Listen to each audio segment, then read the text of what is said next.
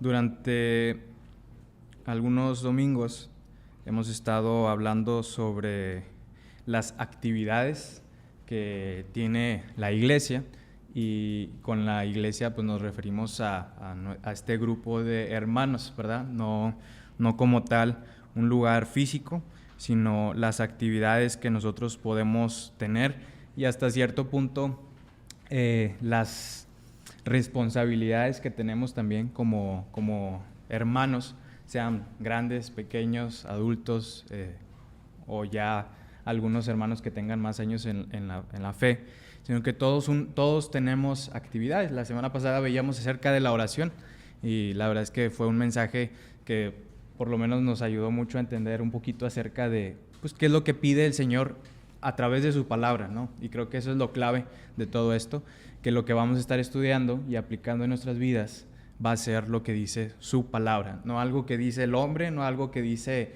Ezequiel o alguien que dice la persona que se ponga aquí a compartir, sino lo que encontramos en su palabra. Y hace 2 domingos veíamos como esta introducción acerca de estas responsabilidades que les hablo, y justamente queríamos abarcar 2 domingos sobre actividades puntuales que tenemos como iglesia, que es la oración. Lo vimos la semana pasada, una actividad que tenemos los miércoles y que debería de ser colectiva, deberíamos de estar todos presentes.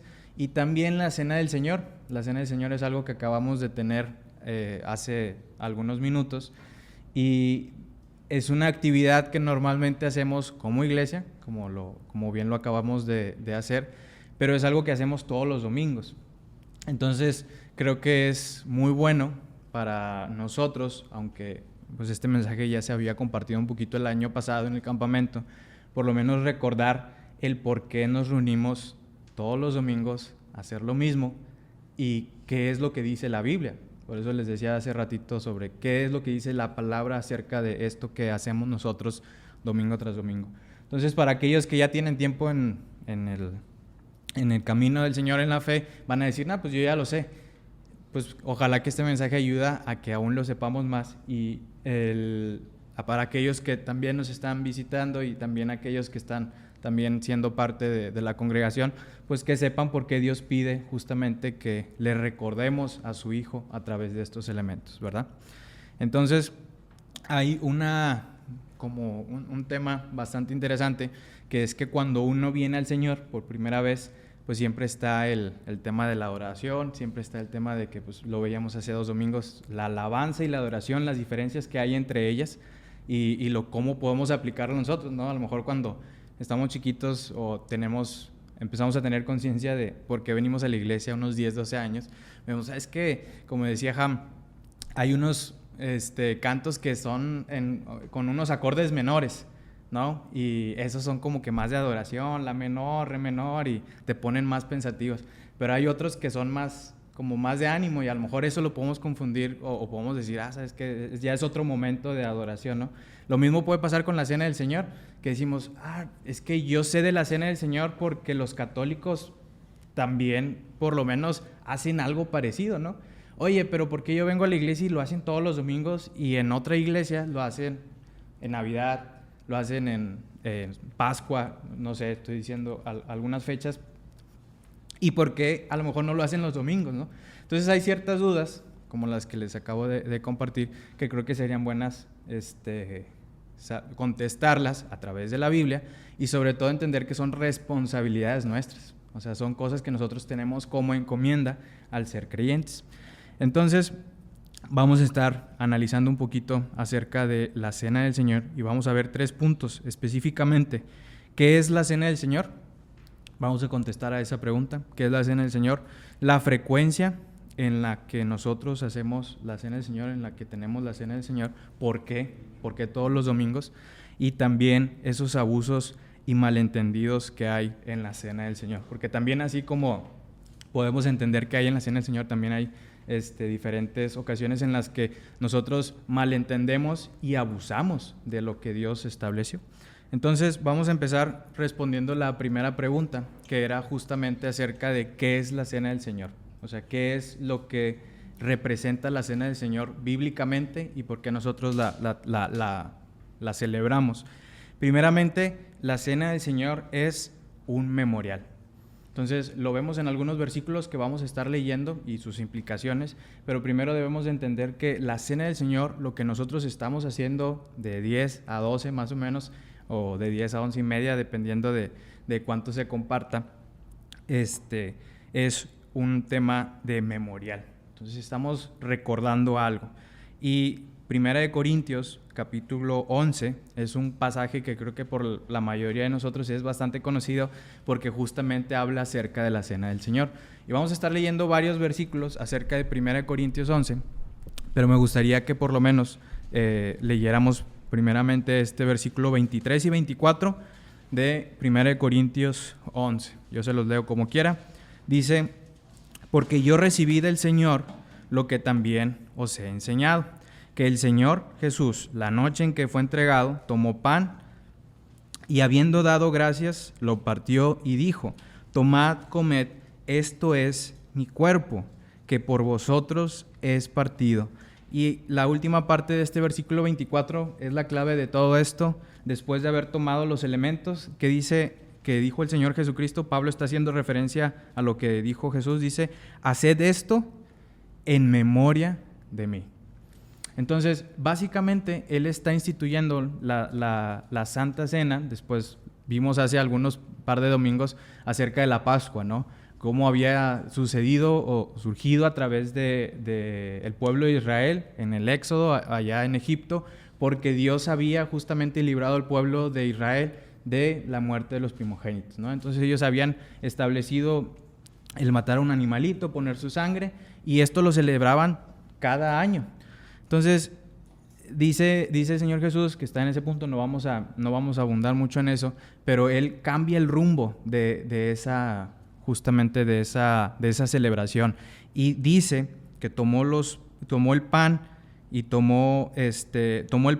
lo partió y dijo: haced esto en memoria de mí. Dice versículo 25 de mismo de 1 Corintios 11: asimismo tomó también la copa después de haber cenado, diciendo: esta copa es el nuevo pacto de mi sangre, haced esto todas las veces que la bebiereis. ¿En qué?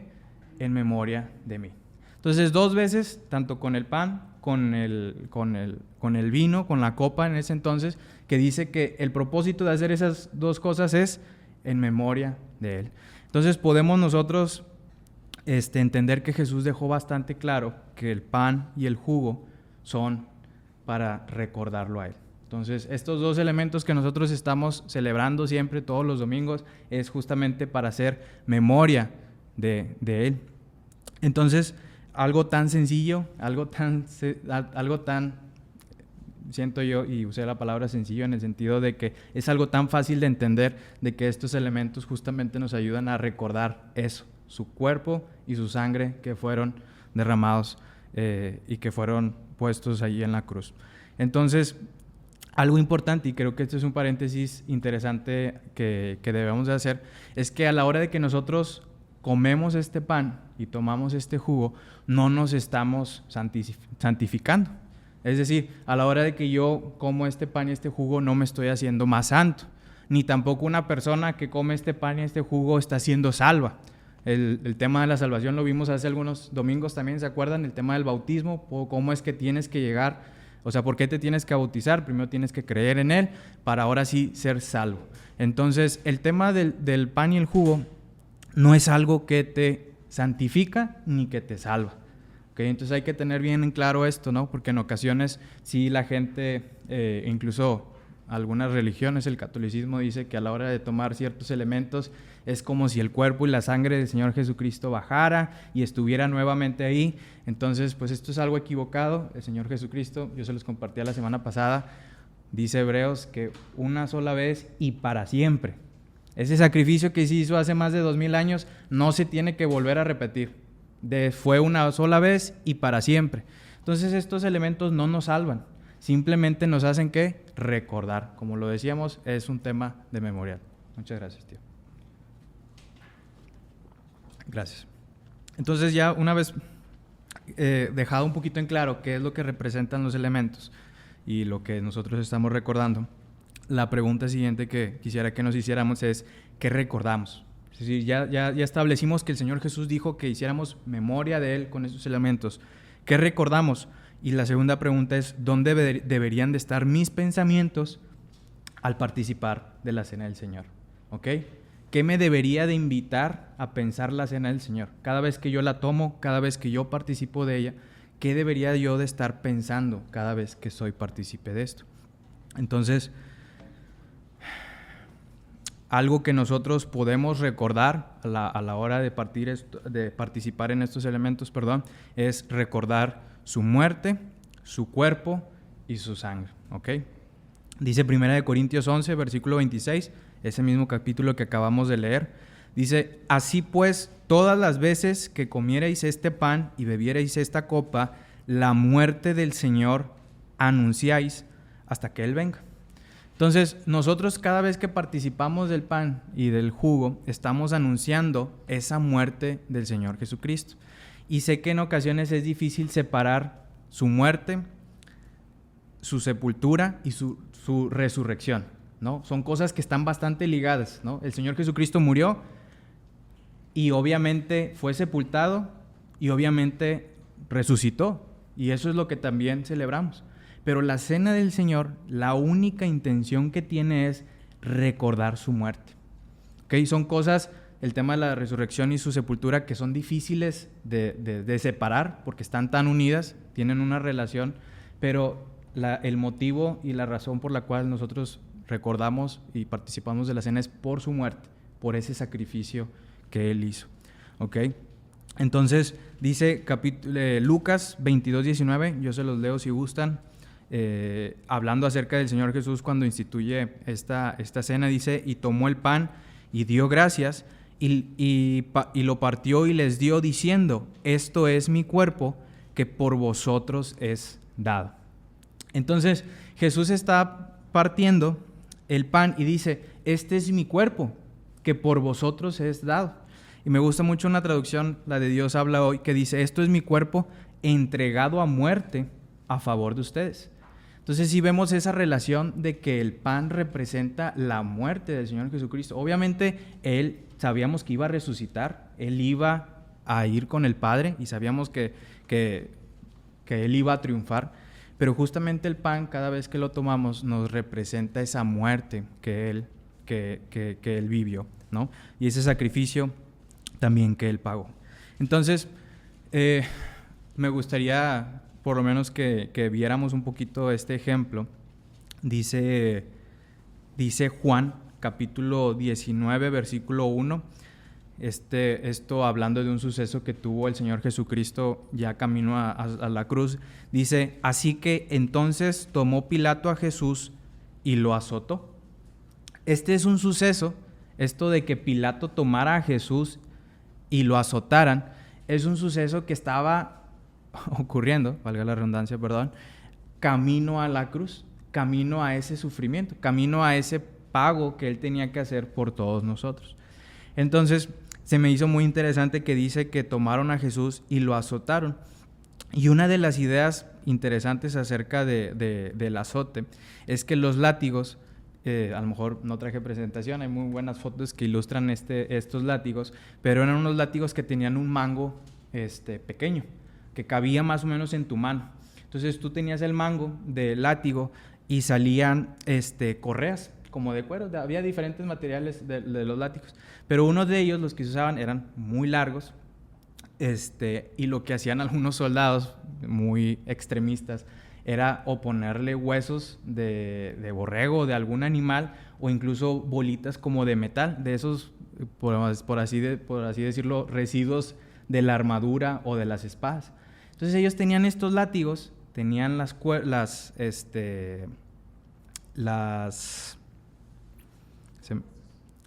huesos en las correas, amarrados, o las bolitas, y lo que usaban era justamente pegar en la espalda a las personas. Entonces cuando vemos que dice que Jesús fue azotado, muy probablemente lo que ellos hacían, los romanos, es que estaba el hombre que lo iban a azotar, lo ponían de espaldas y había 2 soldados a los costados. Entonces cada soldado le pegaba una vez y el otro ya se estaba preparando para pegarle otra vez. Entonces cuando nos dice que azotaron al Señor Jesús, Imagínense, lo azotaron de tal modo, en muchas ocasiones, es hasta sangrar la piel, incluso cortar los músculos que hay en la espalda. Esto lo hicieron con el Señor Jesucristo, es decir, lo azotaron, Él sufrió, incluso dicen, y esto es un poquito más, ya más crítico, de que el dolor que ellos sentían a la hora de ser latigados, los llevaba a morderse la lengua, incluso a veces cortarse su propia lengua por el dolor, por lo fuerte e intenso que era ser latigados. Y de por sí, de repente nos daban cinturonazos allá el papá cuando estábamos portándonos mal, y ahí traía, bueno, a mí, me contaron a mí, ¿verdad? No fue algo que sucedió, pero te duele. Algo tan simple como un cinturonazo, el dolor y el sufrimiento que debió haber sido ser latigado por 2 soldados romanos enojados con estos accesorios que hacían que sufrieran, hasta tal punto de hacerte sufrir. Y el Señor Jesús estaba padeciendo esto y todavía no había llegado a la cruz. Apenas estaba a camino, estaba con Pilato apenas y ya lo estaban maltratando y Él estaba padeciendo. Entonces, tenemos este énfasis de que Jesús estaba siendo azotado, y más adelante en el versículo 2, hablando también acerca de estos soldados, dice: y los soldados entretejieron una corona de espinas y la pusieron sobre su cabeza. Imagínense, después de ser azotado no sé cuántas veces, todavía los chistosos de los soldados deciden hacer una corona de espinas y se la ponen en la cabeza al Señor Jesucristo, porque Él decía que era el Rey. Entonces le dijeron: ahí está tu corona, póntela. Entonces imaginémonos el dolor y el sufrimiento que fue apenas empezar un camino hacia la cruz. Eso es apenas estaba empezando ese sufrimiento.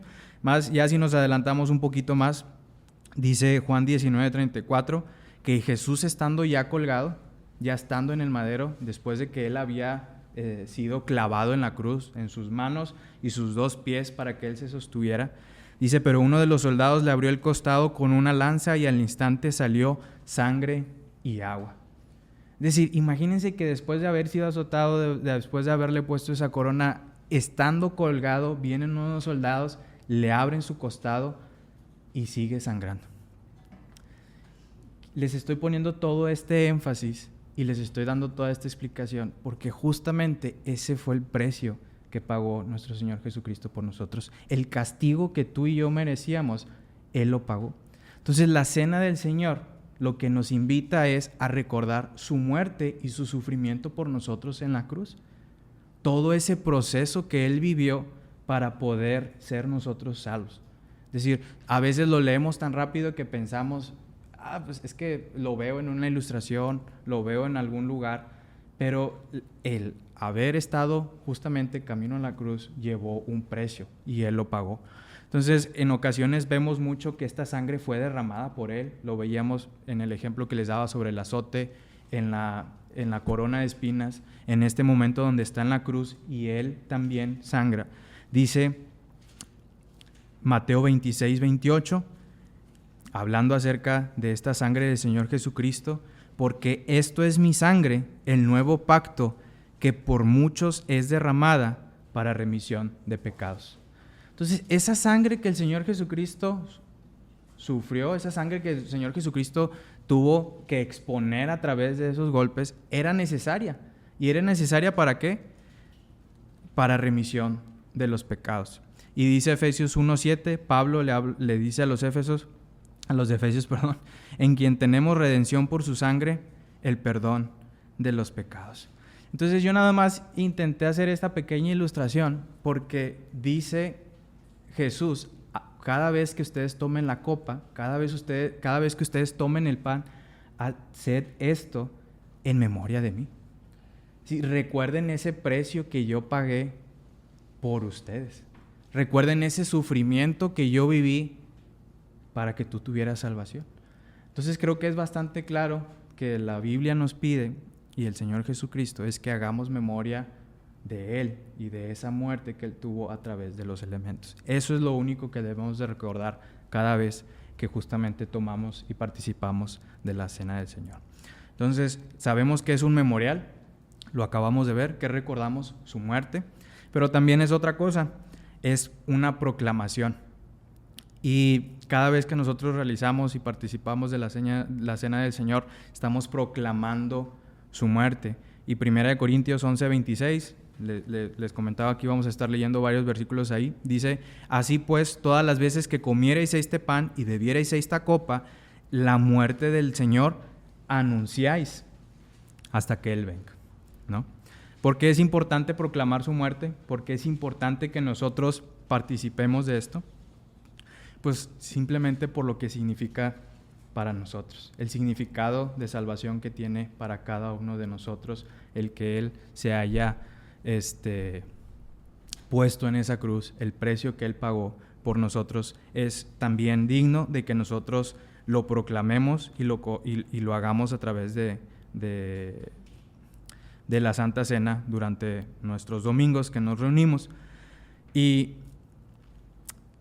un segundo punto, ahí hablamos acerca de qué es la Cena del Señor. La segunda cosa que quería compartirles es acerca de la frecuencia en la que nosotros debemos de participar de la Cena del Señor.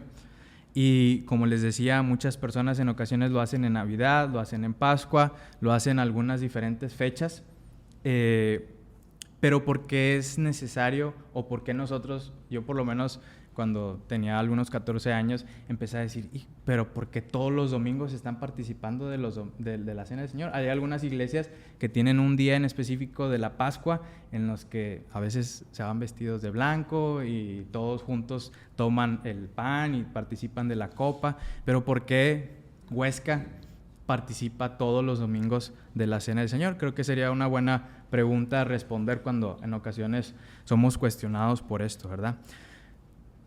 Principalmente hay un fundamento bíblico. Como les dije, todo lo que nosotros hacemos debe estar fundamentado en la Biblia, nada de que alguien lo dijo o a alguien se le ocurrió que todos los domingos, sino que, por ejemplo, en Hechos capítulo 20, versículo 7, dice que el primer día de la semana, reunidos los discípulos para partir el pan, Pablo les enseñaba. Entonces, desde el principio de los primeros hermanos, las primeras iglesias, ellos frecuentaban reunirse todos los primeros días de la semana. Para ellos era el sábado, para ellos era el primer día de la semana, comenzaba la semana en día sábado, pero ellos frecuentaban justamente reunirse cada primer día de la semana. Entonces, no estamos hablando acerca de cada cuánto reunirnos, pero sí quisiera yo dejar un antecedente de que cada vez que ellos se reunían, ellos aprovechaban a partir el pan. Y también hay algunas otras cosas que ellos hacían acerca de la fiesta del amor. Podemos hablar a lo mejor algo acerca de Tito, que era una convivencia o un compañerismo que ellos tenían. Y independientemente de qué es lo que ellos estaban haciendo, ellos se reunían justamente a recordar lo que el Señor Jesucristo había hecho y aprovechaban a partir el pan. Es decir, ellos aprovechaban justamente a participar de estos elementos. Entonces, algo que se me hizo bastante interesante, y por eso estoy agarrando este versículo 27 de Hechos, es que la palabra que dice reunidos en su idioma original del griego, el primer día de la semana, reunidos los discípulos para partir el pan, esa palabra reunidos, lo que significa, se los voy a leer así como es la pronunciación, sunago, con acento, habla acerca de ser convocados o reunidos. Entonces, este versículo 27 no dice que porque Pablo estaba ahí se reunieron, porque Pablo andaba ahí visitándolos, ellos aprovecharon a reunirse. No, lo que dice este versículo es que el primer día de la semana reunidos habla acerca de que lo hacían frecuentemente, ¿no? De que lo hacían cada primer día de la semana. No fue un suceso que ocurrió gracias a que Pablo estaba ahí, sino que ellos ya el tema gramatical en este versículo nos indica que lo hacían cada semana, cada primer día de la semana, es decir, los sábados. Entonces, eso es lo que vemos bíblicamente.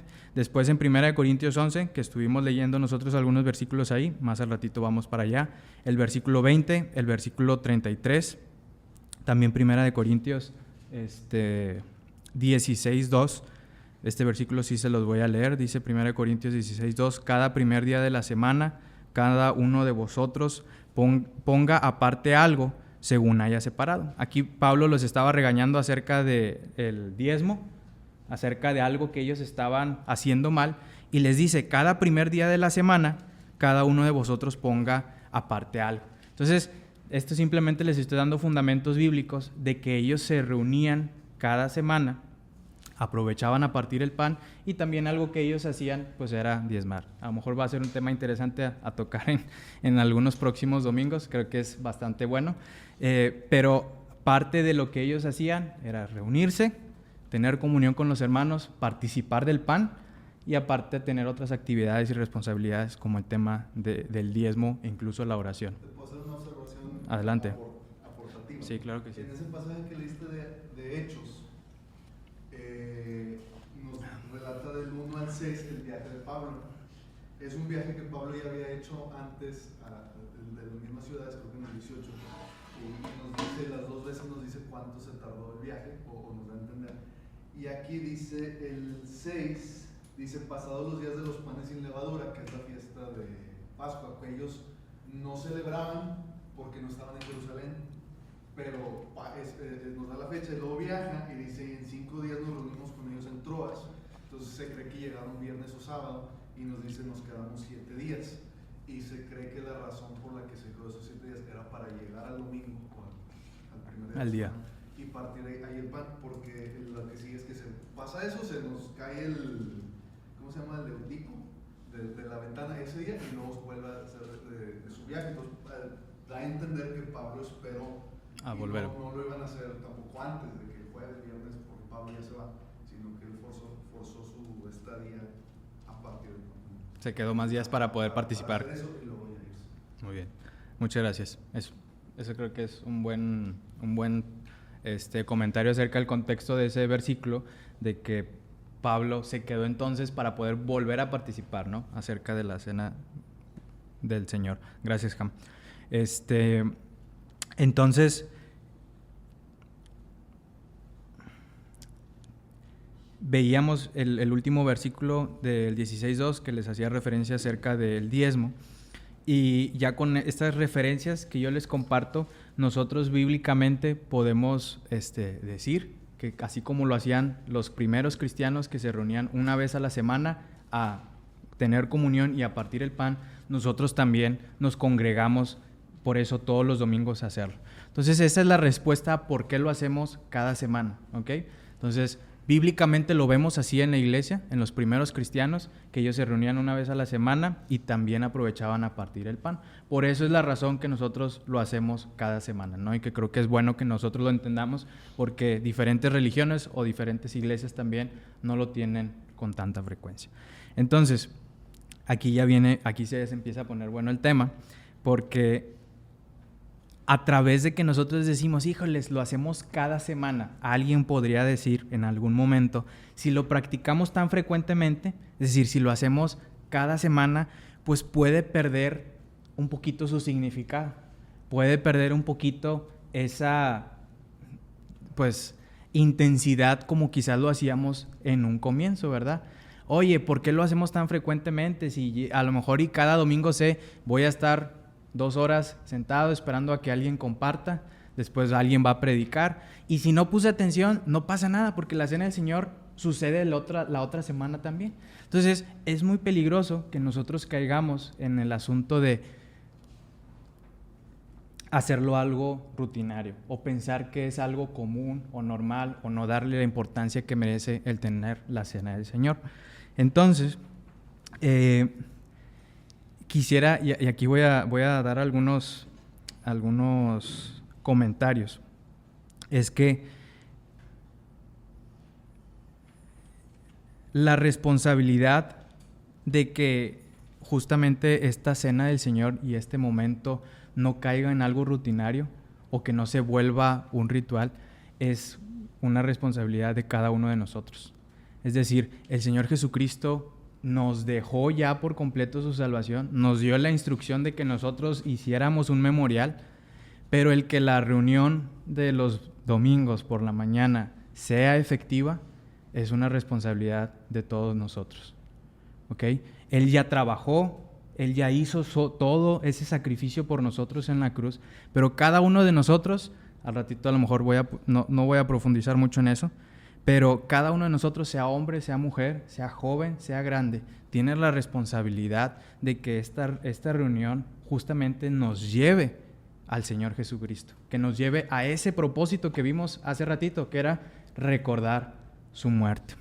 Entonces es importante, yo aquí sacaba algunos datos que por si alguien de repente les dice, oye, es que ¿sabes qué? ¿Por qué lo hacen una vez a la semana? Pues imagínense recordar ese sacrificio, recordar esa salvación, solamente 2 horas durante una semana tan larga, creo que incluso a veces es hasta poco. Deberíamos de tener todos los días una reunión para recordar ese sacrificio que Él hizo por nosotros en la cruz. Y ojalá lo recordáramos cada día nosotros en lo individual y en nuestras casas, que Él nos salvó y Él nos amó, porque Él no nos amó nada más el miércoles o el domingo, sino que nos salvó para siempre. Entonces sí es algo bien importante que estas 2 horas, incluso les digo, a veces no son ni 2 horas, 1:30 que le dedicamos a recordar al Señor Jesucristo, sean justamente efectivas y que podamos tener todos unidad para recordarlo a Él, porque ese es el único propósito de la reunión de la Cena del Señor, recordar su muerte. Entonces, les quiero compartir un caso que pasó con la iglesia de Corinto, y es que dice Primera de Corintios, capítulo 11, versículo 17. Pero al anunciaros esto que sigue, no os alabo, porque no os congregáis para lo mejor, sino para lo peor. No voy a profundizar muchísimo en estos versículos porque creo que es algo que ya hemos estudiado mucho, pero me gustaría que analizáramos por lo menos este versículo 17. Al anunciaros estas cosas, dice Pablo, no os alabo. ¿Por qué no los alaba Pablo? Porque dice, no os congregáis para lo mejor, sino para lo peor. Imagínense que para la iglesia de Corinto, dice Pablo, ustedes que en ocasiones podemos ver a la iglesia como un lugar seguro, como el lugar bueno, porque híjoles, en la semana me porté bien mal, pero voy el domingo, ¿por qué? Porque voy a tener otra vez comunión con Dios, voy a congregarme con la iglesia. Dice Pablo, no, ustedes van a la iglesia y en lugar de congregarse para lo bueno, dice, se congregan para lo peor. Es decir, ustedes en lugar de hacer un lugar bueno, cada reunión de los domingos o del primer día de la semana, ustedes lo están haciendo para lo peor. Entonces me gustaría que por lo menos nos lleváramos una reflexión acerca de el peligro que existe de que nuestras reuniones obviamente sean para lo peor. Estamos muy lejos, gracias a Dios, de ser un caso como el de Corinto. Estamos muy lejos de llegar a una situación así. Pero justamente a diferentes proporciones podemos también llegar al punto de reunirnos no para lo mejor. ¿Ok? Entonces, esto lo digo simplemente con el énfasis de que el momento de la Cena del Señor, tanto para los hombres, creo que yo les decía hace ratito que esta predicación habla acerca de las responsabilidades que tenemos como iglesia, ¿ok? Entonces, una de las responsabilidades que tenemos los hombres a la hora de estar los domingos es justamente guiar y llegar a un objetivo. ¿El objetivo cuál es? Recordar al Señor Jesucristo. Con pasajes, como lo hemos hecho durante muchos domingos, trayendo una reflexión, e incluso con cantos. No, es un tiempo en donde nosotros, todo lo que hagamos, todo lo que digamos, todo lo que entonemos, nos dirija al Señor Jesucristo. En ocasiones es complicado no poder pedir algún canto que obviamente no recuerda al Señor Jesucristo. Pero creo que algo importante para que nosotros tengamos en mente es que como hombres lo que debemos de hacer justamente es participar y llevar a las mujeres y a aquellos que no comparten o que son inconversos a un mismo pensamiento, ¿no? Esa es la responsabilidad del hombre. Y oye, a lo mejor el hombre es el único que tiene responsabilidades. No, claro que no. Todos tenemos responsabilidades. Todos deberíamos también de estar pensando y siendo guiados por así decirlo, como tomándonos de la mano de aquellos que están llevándonos al pensamiento del Señor Jesucristo, con nuestras acciones, con lo que yo estoy diciendo, con lo que yo estoy haciendo físicamente o incluso con lo que yo estoy pensando, que justamente algo que está haciendo aquel no me distraiga o algo que está haciendo la otra persona haga que yo pierda ese enfoque acerca de la cena del Señor. Entonces, solamente como un tema de exhortación y de invitación, es que todos tenemos responsabilidades en la cena del Señor, sea hombre, sea mujer, sea niño. Todo aquel, obviamente lo dije al principio, todo aquel que participa de esta cena del Señor es porque él ha sido salvo. Él ha creído en el Señor Jesucristo y puede ser partícipe de esta cena, ¿no? Entonces, sí, ya vamos a estar casi concluyendo con este tema acerca de la cena del Señor, pero me gustaría que leyéramos el capítulo 11, ya para terminar, de 1 de Corintios.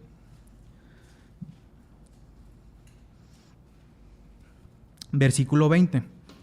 Ya después de que Pablo los regañó, ya después de que Pablo les dijo que se están reuniendo para lo peor, imagínense, cuando ellos pensaban que quizás sus reuniones eran las mejores. Dice Pablo, cuando pues os reunís vosotros, esto no es comer la cena del Señor, dice, porque al comer, cada uno se adelanta a tomar su propia cena, y uno tiene hambre y otro se embriaga. Pues ¿qué? ¿No tenéis casas en que comáis y bebáis, o menospreciáis la iglesia de Dios y avergonzáis a los que no tienen nada? Es bastante fuerte este regaño, por lo menos yo cada vez que lo leo, y a lo mejor Pablo les podía responder, no, pues es que no he comido, Pablo, por eso estoy agarrando del pan Bimbo, ¿verdad? Por eso estoy agarrando ahí del pan, porque no he comido y estoy tomando el jugo porque tengo hambre. Dice versículo 34, si alguno tuviere hambre, coma en su casa. Y este regaño es bien impresionante porque les estoy diciendo, hay un contexto muy grande acerca de este capítulo, pero lo que ellos hacían es que se reunían a comer primero, ellos llevaban sus comidas, los ricos humillaban a los pobres, los ricos se comían todo y que los pobres ahí se rasguñaran con sus propias uñas y ellos se sentían los mejores. Entonces venían a la cena del Señor y imagínense este tema de racismo, incluso que existía en la iglesia, y había algunos hermanos que decían, híjoles, es que yo estoy comiendo porque, Pablo, en mi casa no hay de qué comer, por eso estoy aprovechando a agarrar tantito del pan. Y les dice Pablo, a ver, no, el que quiera comer, vaya a su casa. Y esta es una clara indicación acerca de lo que se viene a hacer a la cena del Señor. No se viene a comer, no se viene a estar socializando. A la cena del Señor se viene justamente y únicamente a recordar su muerte, a hacer un memorial y una proclamación de lo que el Señor Jesucristo hizo por nosotros en la cruz. Entonces, esto es algo bien importante para nosotros, el nunca olvidarlos. Y ahora dice versículo 27, me lo salté, dice, de manera que cualquiera que comiere este pan o bebiere esta copa del Señor indignamente será culpado del cuerpo y de la sangre del Señor. Y aquí el énfasis en este versículo de manera que cualquiera que comiere este pan o bebiere esta copa indignamente. Y no habla acerca de ser dignos, porque pues la verdad es que nadie somos dignos de participar acerca de la cena del Señor. No está diciendo Pablo, aquel que se crea digno, porque en ocasiones también podemos decir, híjoles, esta semana no voy a participar de la cena del Señor porque sí me la bañé en la semana, entonces no me siento digno de tomar de estos elementos. No, nunca vamos a ser dignos por nuestras propias obras, por nuestros propios hechos. Como les decía hace ratito, el pan y el jugo no nos salva, no nos hace más santos. Es un recordatorio de lo que el Señor Jesús hizo por nosotros. Entonces esa indignidad que a veces sentimos de que, híjoles, no voy a participar de la cena del Señor, más bien es un recordatorio de agradecerle lo que Él hizo por nosotros, de que gracias a Él tenemos una salvación. Porque en la semana estuvo interesante, pero puedo venir aquí y decir, Señor, gracias porque aún y como soy me salvaste. Entonces, no se refiere este versículo a que la vayamos a tomar dignamente, porque no somos dignos. Más bien dice indignamente. Y esa es otra cosa completamente diferente. Entonces,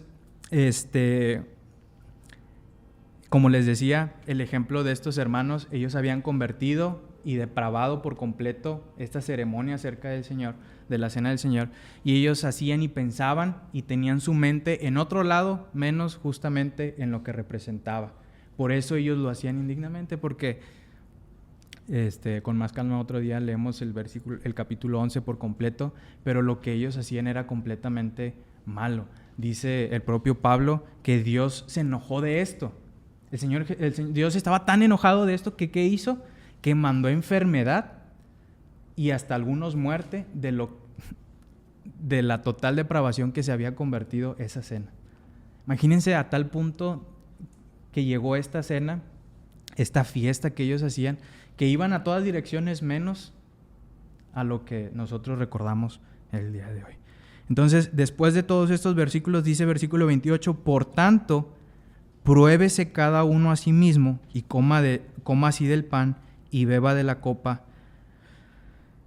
Y la palabra clave aquí es pruébese, examínese, medite cada vez que estamos participando de la cena del Señor, en quién estamos pensando, por qué lo estamos haciendo. Lo estamos haciendo porque ya tocó domingo otra vez por la mañana y me tocó abrir la Biblia en algún evangelio para compartir.